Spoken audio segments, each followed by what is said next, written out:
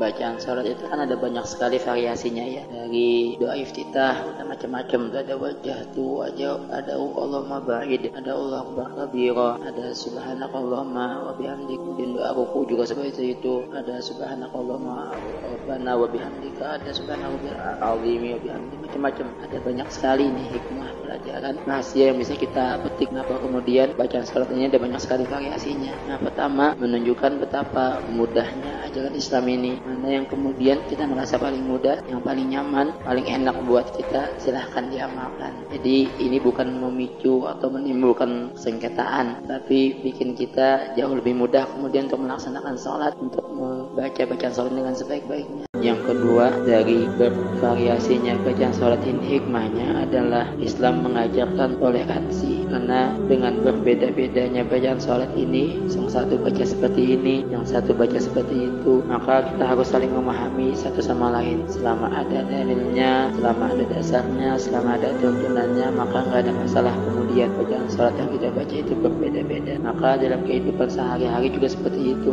Ketika ada perbedaan, maka itulah keindahan. Ketika ada perbedaan, maka kita harus saling memahami satu sama lain. Yang ketiga, dengan berbedaannya bacaan sholat ini membuat kita ingin selalu memperdalam ajaran Islam, ingin selalu memperdalam tata cara sholat atau bagaimana aturan-aturan dalam hukum fikih, hingga kita tidak merasa puas kemudian dengan hanya satu cara, satu bacaan. Kita ingin selalu menambah lebih ilmu kita. Ini juga memperlihatkan bagaimana luasnya ajaran Islam. Keempat, dengan berbedanya bacaan sholat ini membuat kita tidak bosan hanya membaca satu bacaan saja. Bisa jadi nanti di rakaat ini saat sujud kita baca yang ini, di rakaat berikutnya kemudian saat sujud kita baca yang ini, hingga kita tidak bosan sholat walaupun berrakaat-rakaat atau banyak rakaat yang kita lakukan. Kita lanjutkan lagi ya, insyaAllah. Kenapa kita cara sholat itu beda-beda ya? Ketika kita sholat di masjid, cara sholat orang beda-beda yang kita lihat ya. Ada yang takbirnya tangannya diangkat sejajar kuping, ada yang sejajar pundak, ada yang sedekapnya ditaruh di dada, ada yang di perut, ada yang di tengah, ada yang sujudnya duluan lutut, ada yang duluan kaki. Ada beberapa hikmah nih sobat, dan berbagai macam variasi tata cara sholat ini. Yang pertama ini adalah kemudahan sobat buat kita. Jadi silahkan mana yang kita lebih gampang, lebih mudah melakukannya, silahkan. Misalnya nih ada yang sakit lututnya, kemudian dia lebih mudah sujudnya dengan mendahulukan tangan, ya silahkan.